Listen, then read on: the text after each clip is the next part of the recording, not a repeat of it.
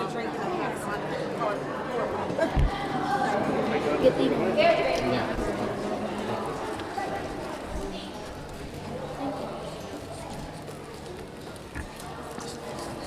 You there? Make your way in.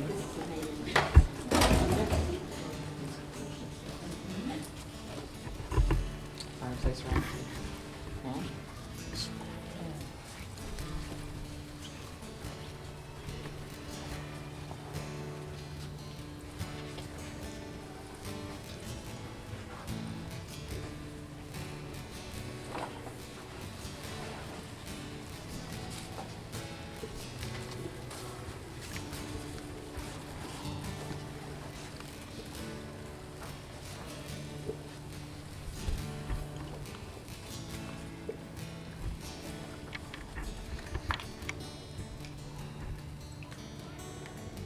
Shalom. Welcome. I must tell you that I have both desired and dreaded this night.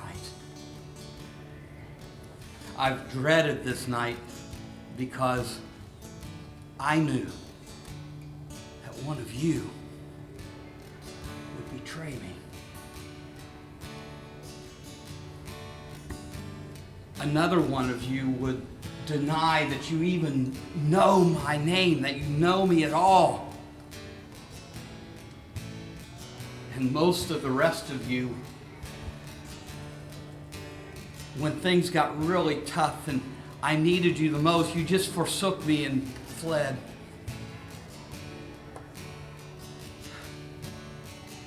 I've dreaded this night.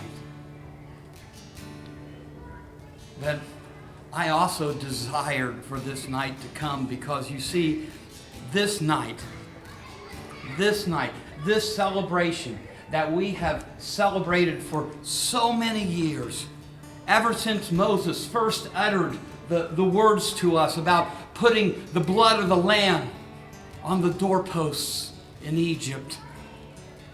Ever since that night, we have celebrated this, and it has all come down to tonight, when at last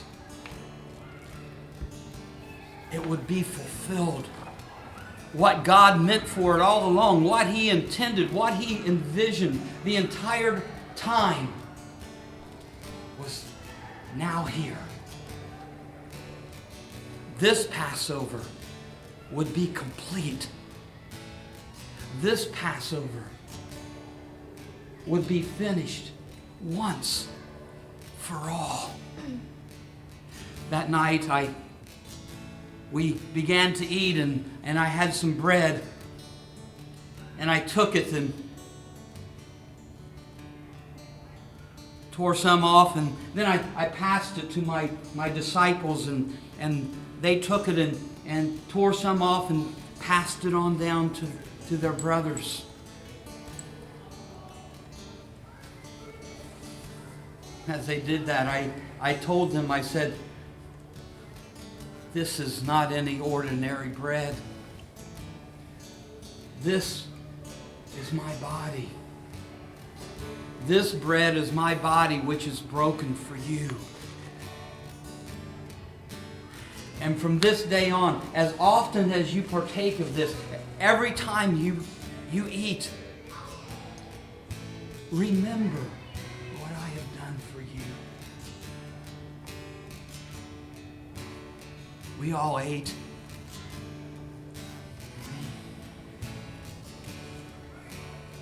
And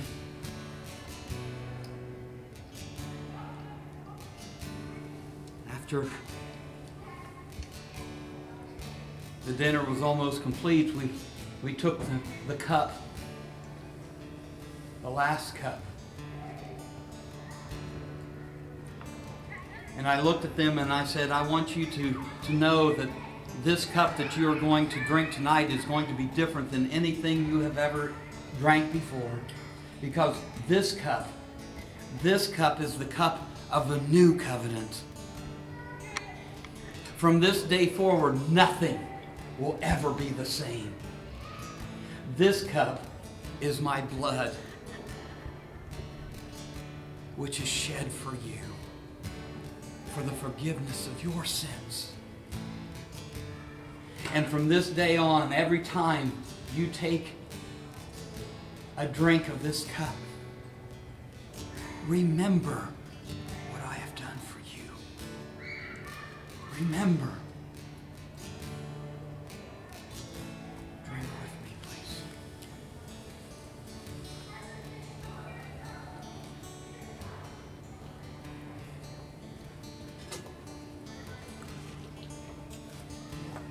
After the dinner was over, most people don't know this, but we sang a song. You sing a song at the end of dinner? We did. It went something like this. Baruch Hashem Adonai. Baruch Hashem Adonai. Blessed be the name of the Lord. Baruch Hashem Adonai.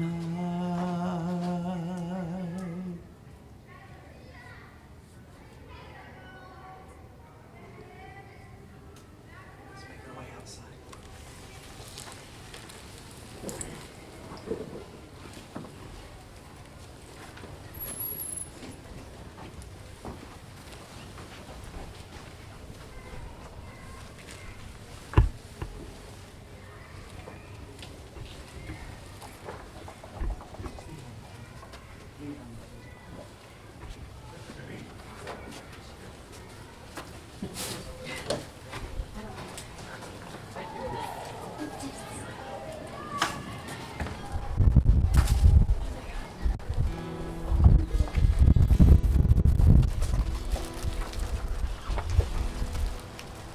All right, kids, look in your baggies and see if you can find what the sticker might be.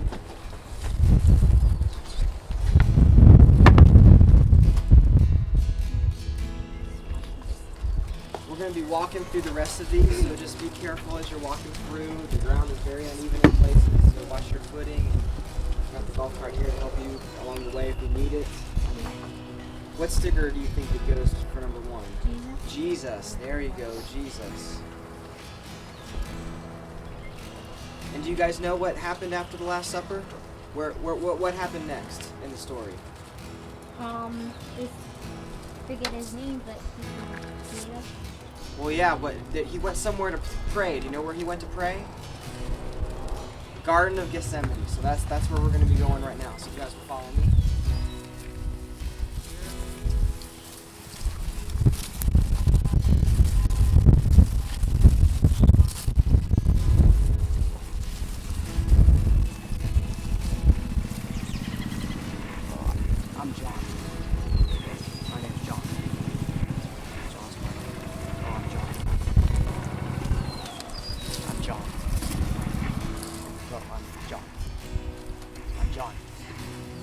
I'm John.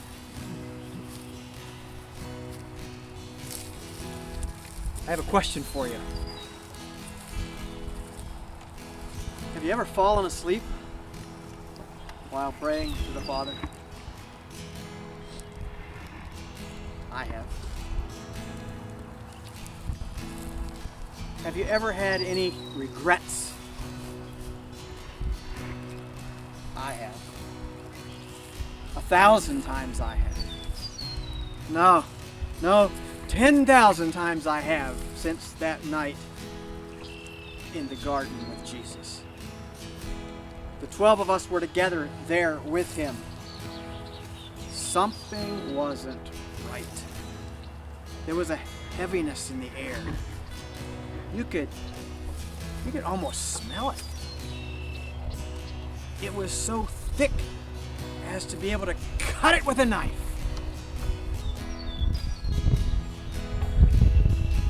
He asked us to watch and pray. And then he took Peter and my brother James and me a little further on into the garden. And Jesus went further still into the garden to pray by himself. When he returned, he found us asleep.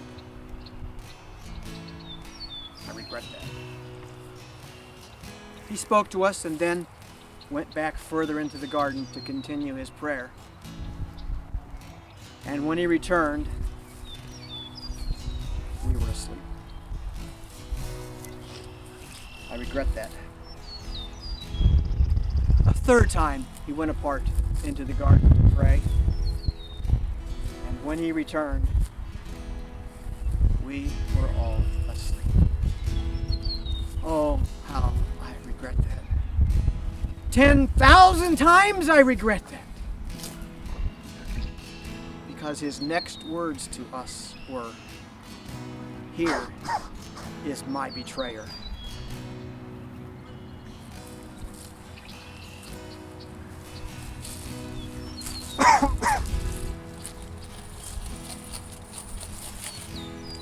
$30 pieces of silver. That was my price. That was the deal that I made with the high priests. Judas, they told me, all you have to do is lead us to him and point him out, and the silver is yours. You know all those little excuses, things you make up in the back of your head to justify your actions? All those little things you say to yourself to make yourself feel better? Things like, well, I'm only pointing him out. I'm not really doing anything wrong. Or maybe this is the easiest way. This way, no one else gets hurt. Or it's only 30 pieces of silver. It's not like I'm being greedy. After all, I deserve this silver. After what we've been through, I felt lied to. You see, he told us that he was the true king, and we all believed him. But kings live in palaces and have the best things that money can buy. This king didn't even have a place to lay his head at night. Kings are supposed to surround themselves with the most wealthy, influential people in all the land. This king talked to the poor, the children, prostitutes, the sick, the lame, even lepers. When we entered that city on Sunday, people cheered for us. They praised us. They even laid down palm branches along the ground, made a path for us, and shouted, "Hosanna!" over and over again. I have to admit to you that it felt pretty good. I thought, finally, this is how it's supposed to be. But during that week, things changed. People stopped cheering for us. And they started avoiding us. There were rumors of a plot to kill Jesus. I knew I had to leave, or I would probably be killed too.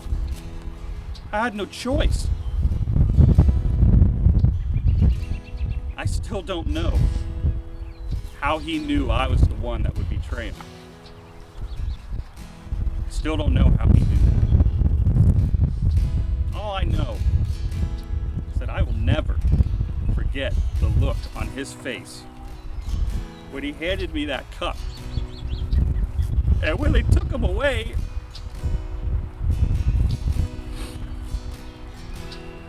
you think you're all better than me? Who are you to judge me? We've all sinned. You can tell yourself all those little things in the back of your mind like I did. But the truth is, we've all betrayed him. This was my price. This is 30 pieces, exactly. Enough to fit in the palm of your hand. What was your price? What was your price?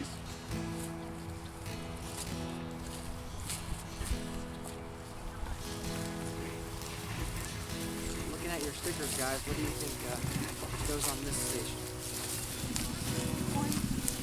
Coins? Yep, coins. 30 pieces of coins.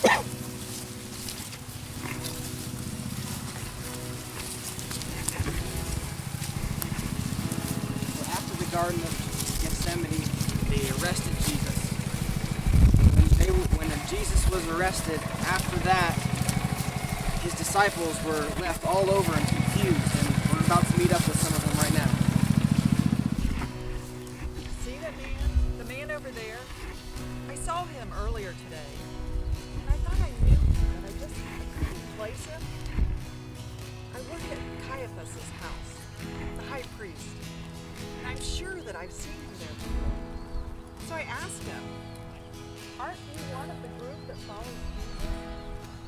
Aren't you a friend of John's?" And he told me no. But I thought about it further, and I'm sure he's one of them. So I asked him 3 times, and 3 times he told me no. Why did he lie to me? I'm just a servant girl.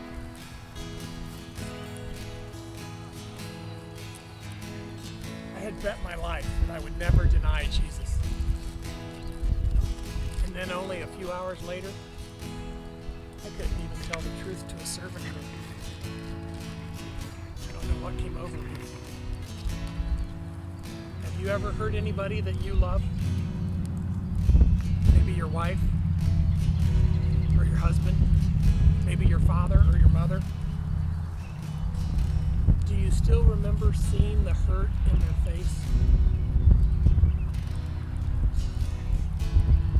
I was one of Jesus' best friends, and I had been quick to acknowledge him as the Messiah, the Son of the living God. But then one night, following our Passover meal, Jesus warned me that I was going to deny him. I was quick to tell him, no, I would never deny you, Lord. And then, just a short time later, I denied even knowing him. And not just one time, but 3 times. When the rooster crowed, I saw Jesus look at me from across the courtyard, and I could see the hurt on his face. In his greatest time of need, I added to his pain. I was so ashamed.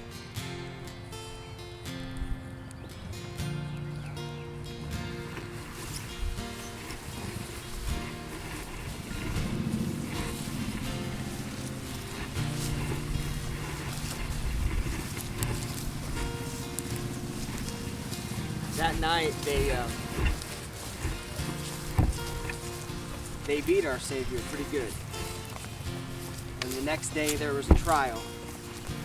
We're about ready to talk to the person who was in charge of that trial right now. Head over here at the Makes no sense. I just don't get it. They bring me Jesus, the Sanhedrin and Jews, telling me that he was plotting against Rome. Well, that's not allowed, so I question him. First of all, I asked him, "Are you the king of the Jews? Are you?" He replied by saying, "It is as you say." Well, that's not enough to sentence a man to death, especially crucify him. Sanhedrins and Jews must have had so much hate and jealousy for what he was doing, but it didn't make any sense. So, I had a great idea. I'll get the worst prisoner I have in my prisons and bring him out. And I'll put him up there beside Jesus, because we have a tradition of releasing a prisoner.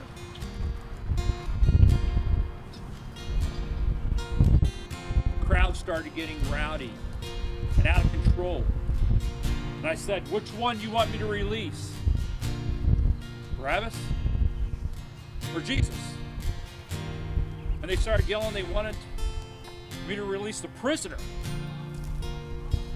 which was a known criminal in the community. And they started screaming, crucify him, crucify him. I didn't know what to do. What would have you done? What would have you done? So you know what I did? I washed my hands of it. Because his blood was not going to be on my hands.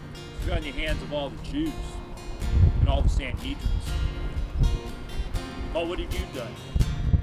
You stuck your neck out for Jesus?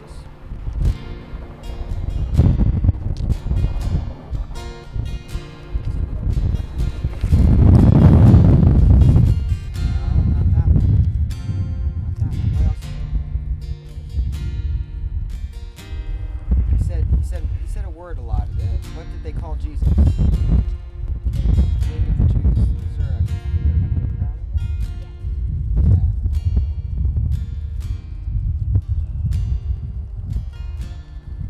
And after the trial, they forced Jesus to walk to where he was going to be killed, carrying the heavy, heavy cross. So we'll continue on that journey.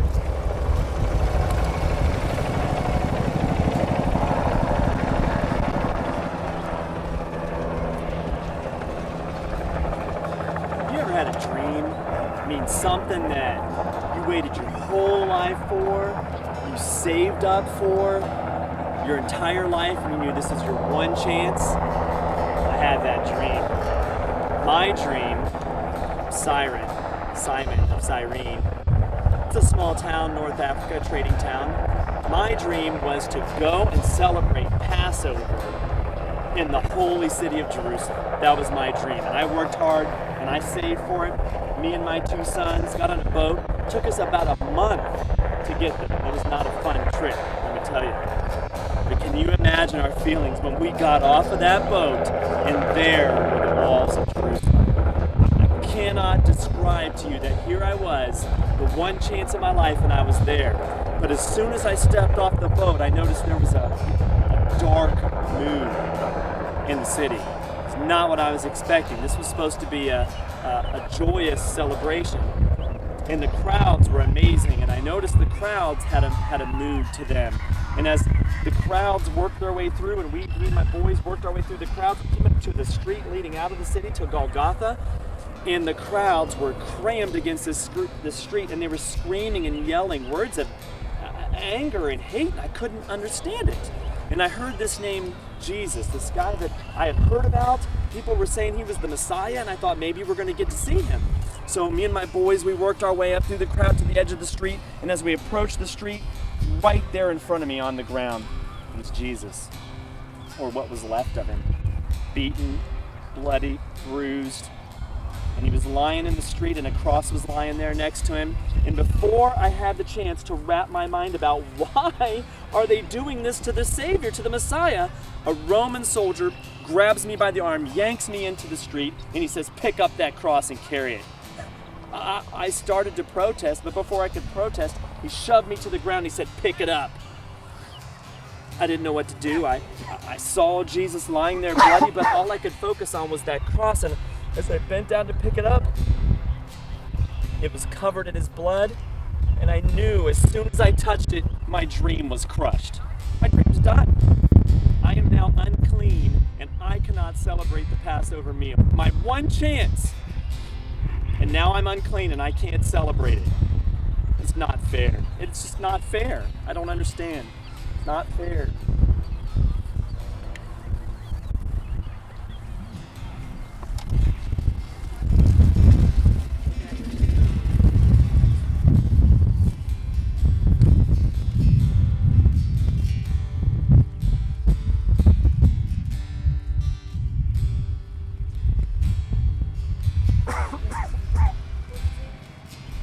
No, not yet. What was he carrying? Cross. So this is number 5.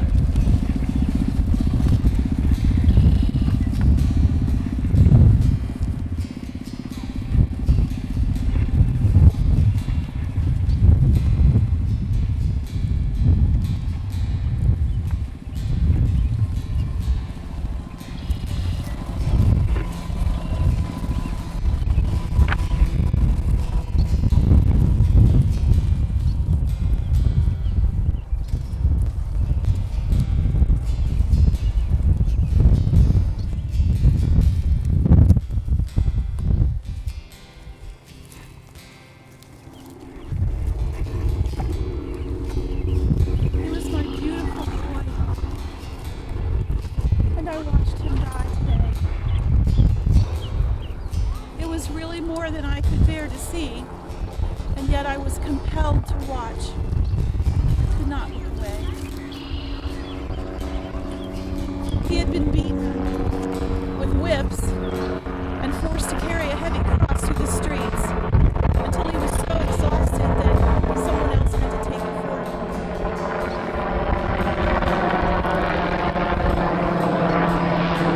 I watched them pound big nails into his hands and his feet and place him on that cross and set it up into place. I couldn't believe this was happening. Not to my boy. Only criminals die that way, not my son. But he bled and he suffered so. And why? He had not done anything wrong. Even Pilate said so. I thought, if he has to die, then I would hope for his sake that he'd go quickly. But he hung on that cross for 6 hours in agony. At about noon, it began to grow dark. It was very strange. I mean, it was the middle of the day. After about 3 hours, the darkness hung on, and finally, Jesus gave a loud cry. We're not even sure what he said. And then he died. I was so sad at that moment that I didn't even notice it, but my friends who were with me began to feel the ground shaking under our feet. There was an earthquake. Some tombs began to open, people began to clamor around and find shelter, and I learned later that the curtain in the temple was actually torn in two. At the very moment that Jesus breathed his last breath, all of these strange things began to happen. Could this have been God's way of letting us know that he was truly God's son? Even the centurion said, surely this was God's son. You know, I've had something in my heart for an awfully long time, and I want to share it with you today. I don't tell very many people about this, but I think it's important today. 33 years ago, when Jesus was just a baby, my husband Joseph and I took him to the temple to be consecrated to God. And as we entered the temple, an old priest named Simeon met us there. He was so happy to see my baby, my Jesus. He looked at him and he said, oh, he's such a beautiful baby. He's going to be such a fine boy. He'll grow big and strong. He'll be smart. My boy. But he told me something else. He said Jesus would one day become God's salvation to all people. Could that really be so? I pray that it's so, but I don't know how. He's gone now. He's in the tomb. How could Jesus save all the people of this world if he couldn't even save himself? Simeon told me something else that day. He told me that my own soul would be pierced one day. I had no idea what he meant then, and I never dreamed it would be like this. Have you ever been cut so deeply to your heart that you didn't know what you were going to do? I don't know what I'm going to do.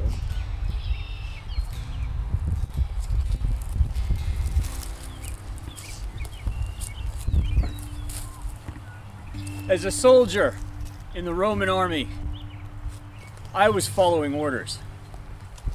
I was following orders when we mocked and we beat him to the point where he couldn't even carry his own cross.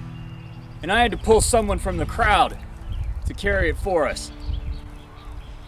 I was following orders when we held him down and drove nails through his hands and his feet as he cried out in agony, asking God for our forgiveness. I was following orders when the Jewish chief priests and leaders gathered where you're standing right now and insulted him and mocked him. And I said nothing. I was following orders when he cried out in a loud voice, my God, why have you abandoned me? And as a soldier who's been off to war, I know the loneliness in that cry. I know what it means to leave behind your family and your friends and everyone that you love to go and suffer. I was following orders when he was suffering, and I did nothing. And when he died, and my commander proclaimed, "Surely this man was the Son of God," I said, "But I was following orders. I'm a good soldier, and I killed him. I killed the Son of God.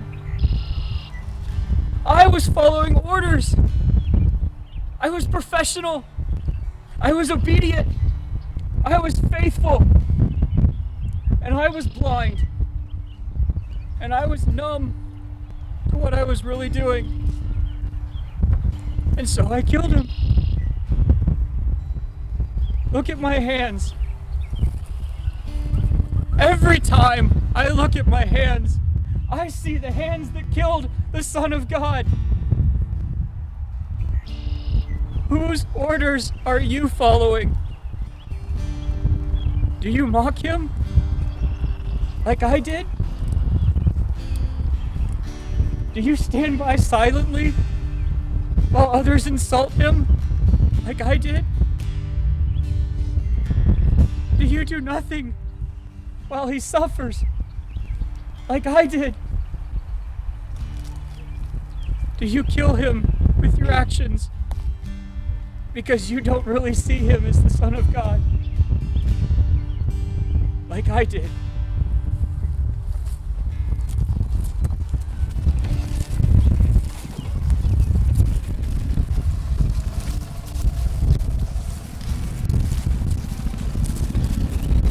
There are actually two for this one. You get to use them this time. You have the soldier, and then what else goes on that one, do you think? Mary, that's right, yep.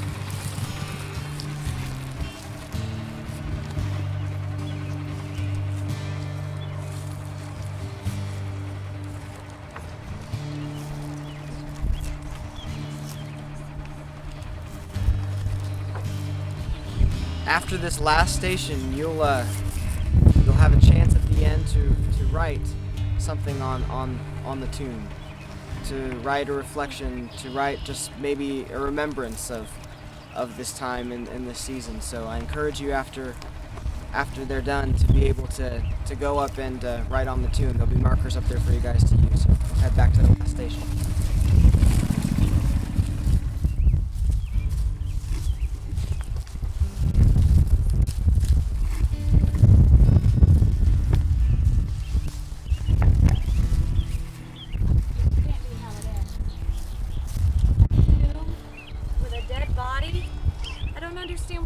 I don't know how we got here. Everything he did was good. How could they want so badly to kill someone who only did good? He healed the lame, he healed the blind, he cast 7 demons out of me. 7! And I'll never forget the first time that I saw him. They were dragging a woman through the streets to be stoned, a woman that I knew, and she had done something that I had done so many times myself. And they took her straight to him and threw her at his feet. And they demanded an answer. What do we do with this woman that we've caught?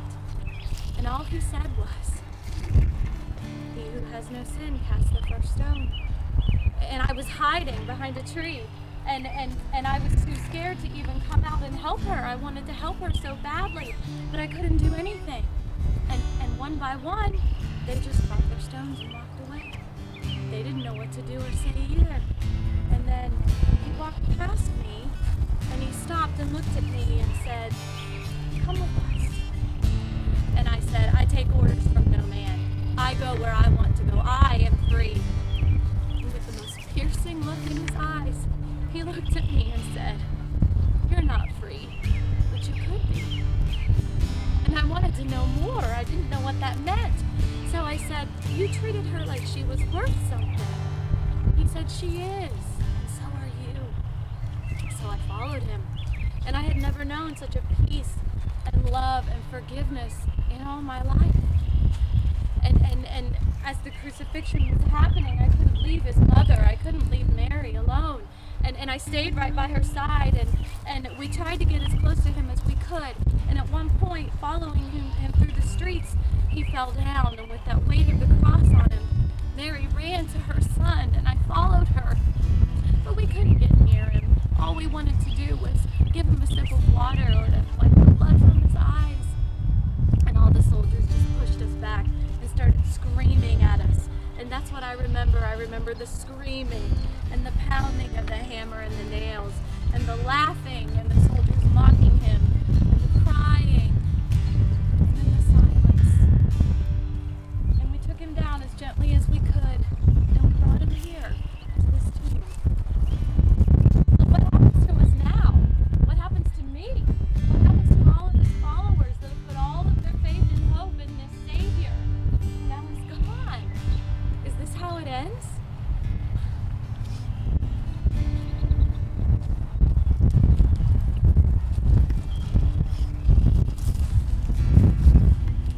So the last sticker on your station. And then also now if you want to go, and a lot of things have been written already, but there's markers right here if you want to write something on the tomb. Memory about where we